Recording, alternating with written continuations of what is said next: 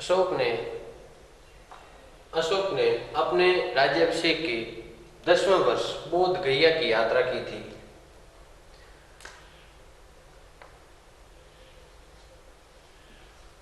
अशोक ने अपने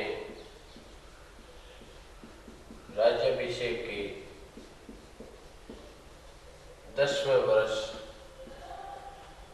बोध गया की यात्रा की थी। अब ये बात आप जान चुके होंगे कि उसने 10वें वर्ष बोध गया की यात्रा की थी, तो उसने अब बौद्ध धर्म अपना लिया था। कब से अपनाया बौद्ध धर्म? बौद्ध धर्म उसने अपनाया था कलिंग आक्रमण के पश्चात। जो कलिंग आक्रमण के पश्चात उसका हृदय है वो परिवर्तित हो गया था। वो भेरी घोष से धम्म घोष पर, यानी कि भेरी घोष के स्थान पर धम्म घोष को अपना लिया था। बोध गया भगवान बुद्ध से संबंधित है और उसने बौद्ध धर्म ग्रहण कर लिया था। तो कलिंग आक्रमण के पश्चात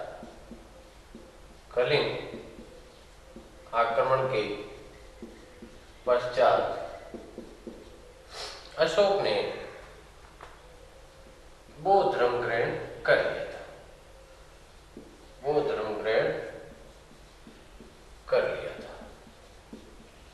अब बौद्ध धर्म ग्रहण किया तो इससे पहले कोई ना कोई और धर्म है वो उसे वो मानता था।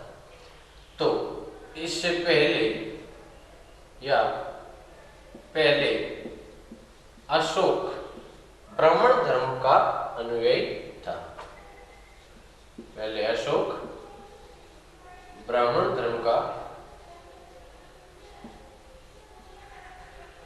धर्म का अनुयायी था। भगवान शिव का भी उपासक था। वह भगवान शिव का उपासक था।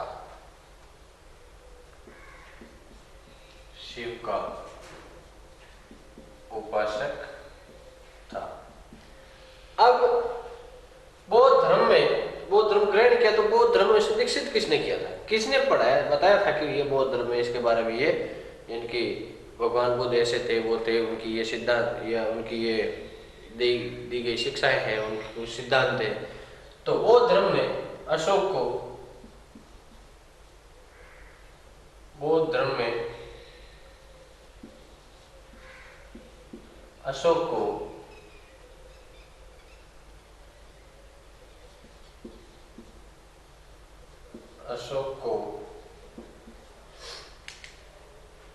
बौद्ध भिक्षु उपगुप्त ने दीक्षित किया था।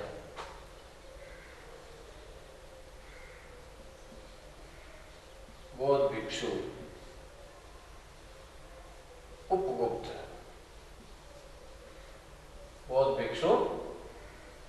उपगुप्त ने दीक्षित किया था। अब बोध गया कि उसकी यात्रा हो गई। अब अशोक ने लुम्बिनी की यात्रा की। लुम्बिनी वन भगवान बुद्ध से संबंधित है। अशोक ने अपने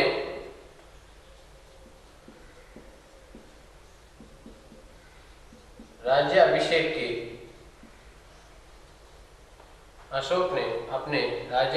के 20वें वर्ष लुम्बिनी की यात्रा की।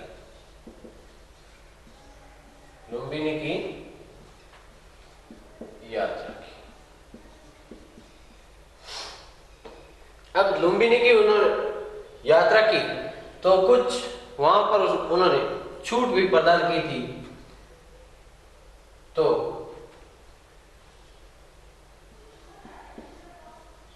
करों को माफ किया गया था। केवल एक ही कर रखा गया था। जो अनाज पर कर था वो भी घटाया गया था, लेकिन रखा गया था। करों को माफ कर दिया गया, जो अन्य कर है उनको माफ कर दिया गया था। और उपज कर या अनाज हम कह सकते हैं, जैसे जो चीजें हम बोकर जिनसे उपज प्राप्त करते हैं, उत्पादकता या उत्पादन होता है, उन चीजों पर उन्होंने कर रखा था, बाकी चीजों पर नहीं रखा था। उपज कर 1/6 से घटाकर 1/8 कर दिया, 8 कर। अब देखिए, आप ये सोच रहे होंगे कि सर 1/6 से 1/8, 1/6 से तो 8 ज्यादा हो रहा, तो घटाकर कैसे हुआ?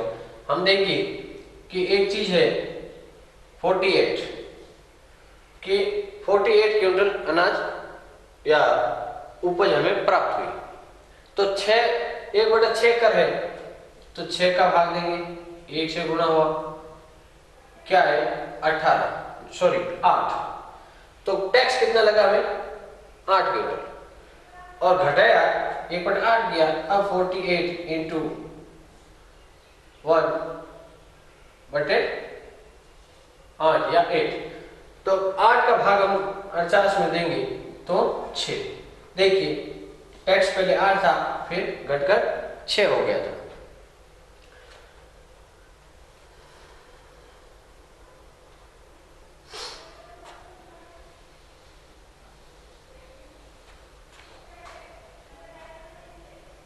इस प्रकार अशोक ने अपनी लुम्बिनी यात्रा के दौरान वहां पर अन्य करों को हटा दिया गया था और केवल उपज कर को रखा था, और वो भी 1/6 से घटाकर 1/8 कर दिया।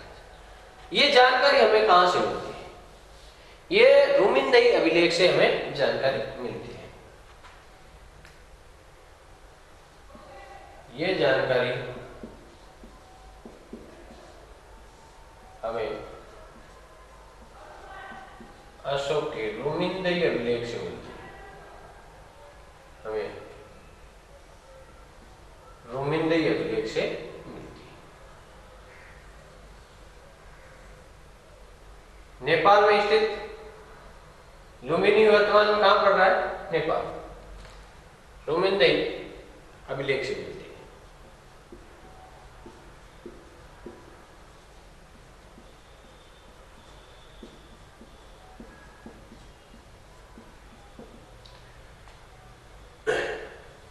इस प्रकार अशोक ने बौद्ध धर्म ग्रहण करने के पश्चात बौद्ध गया की यात्रा की, लुम्बिनी की यात्रा की, और बौद्ध धर्म में इनको विकसित उपगुप्त ने किया था, और लुम्बिनी की यात्रा के दौरान इन्होंने कर घटाकर कितना कर दिया था?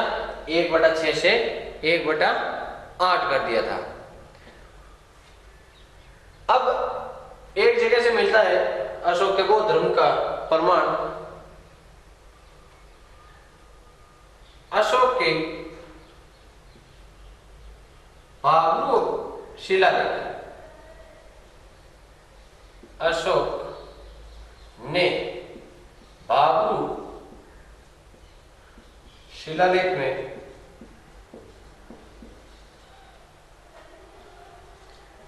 त्रिरत्न में आस्था प्रकट की है। त्रिरत्न में आस्था प्रकट की है। इससे अब हमें स्पष्ट पता चल रहा है कि अशोक बौद्ध धर्मावलंबी था। आस्था प्रकट की। अब वो त्रिरत्न क्या है? वो त्रिरत्न है बुद्ध, धम्म और संघ। बुद्ध, धम्म और संघ। बुद्ध, धम्म और संघ। ये किस शिलालेख से हमें जानकारी मिलती है? बाबरू शिलालेख। कि उसने किसमें आस्था प्रकट की थी? त्रिरत्न। नेक्स्ट, अशोक ने अपने जो राज्याभिषेक के 27वें वर्ष रज्जुक नामक अधिकारी की नियुक्ति की थी। अशोक ने अपने राज्याभिषेक के 27वें वर्ष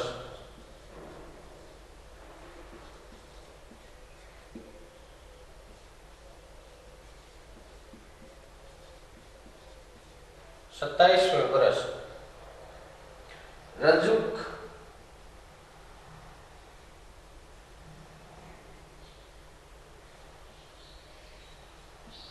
नामक अधिकारी की नियुक्ति की थी।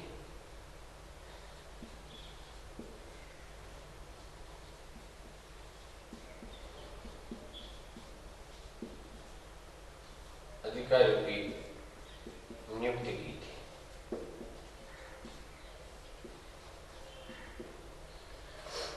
अब इनका काम क्या था?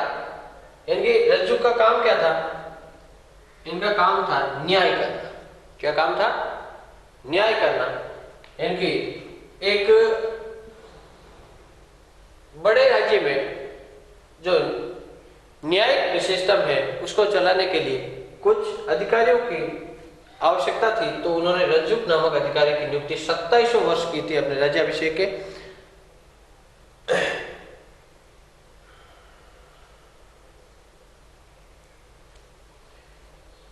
तो ये अधिकारी था, कैसा अधिकारी था? एक स्वतंत्र न्यायिक अधिकारी था। रज्जुक एक स्वतंत्र न्यायिक अधिकारी या अधिकारी बहुवचन अधिकारी होते थे। स्वतंत्र न्यायिक अधिकारी होता था।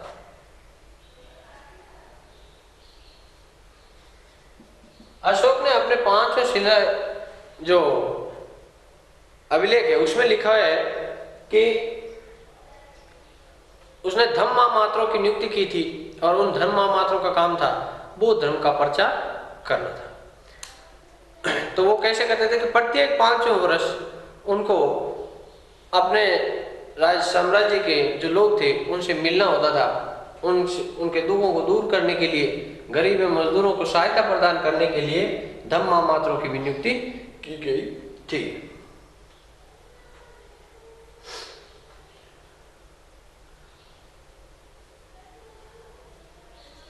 धम्म महामात्र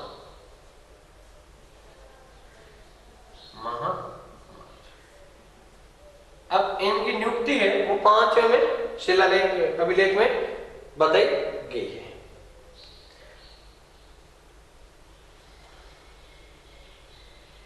धम्म महामात्रों की नियुक्ति,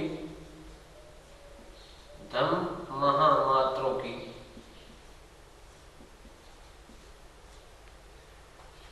नियुक्ति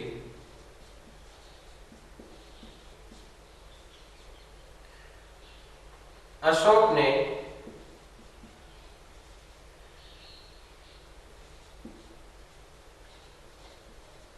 अपनी प्रजा, यानी कि जो अशोक की प्रजा थी उनमें गरीब और आर्थिक रूप से या हम कैसे बंदी बनाए गए लोगों को, परिवारों को आर्थिक सहायता देना था। इनका काम क्या था? धम्म मात्र घूमकर धर्म का प्रचार करते थे साथ ही साथ, और जो गरीब होता था, बंदी परिवार था, उनकी आर्थिक मदद करते थे। अपनी प्रजा में गरीब व बंदी के परिवारों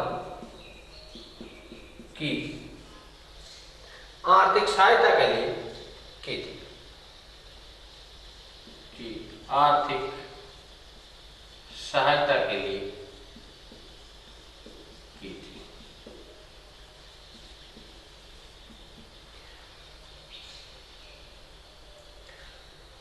तो यह अशोक द्वारा दी गई कुछ नियुक्तियां हैं। ये प्रचार करते थे, यानी कि साथ ही साथ धर्म प्रचार भी करते थे तथा साथ ही साथ धार्मिक एवं नैतिक मूल्यों का प्रचार करते थे। कौन से? धार्मिक और नैतिक मूल्यों का प्रचार करते थे या नैतिक नियमों का, साथ ही साथ धार्मिक व नैतिक नियमों का प्रचार करते थे, का प्रचार करते थे। अब ये प्रत्येक 5 वर्ष बाद इस कार्य को करने के लिए निकलते थे, यानी कि जिस क्षेत्र में गए उसके पश्चात वापस उस क्षेत्र में 5 वर्ष में जाना था। प्रत्येक 5 वर्ष से यात्रा पर जाने का इनके लिए प्रावधान था, इनके लिए प्रावधान था। इस प्रकार अशोक के शासनकाल में अशोक द्वारा किए गए कुछ महत्वपूर्ण धार्मिक एवं नैतिक कार्य जिनका हमने अध्ययन किया है। अब हम अशोक के धर्म के बारे में भी जानेंगे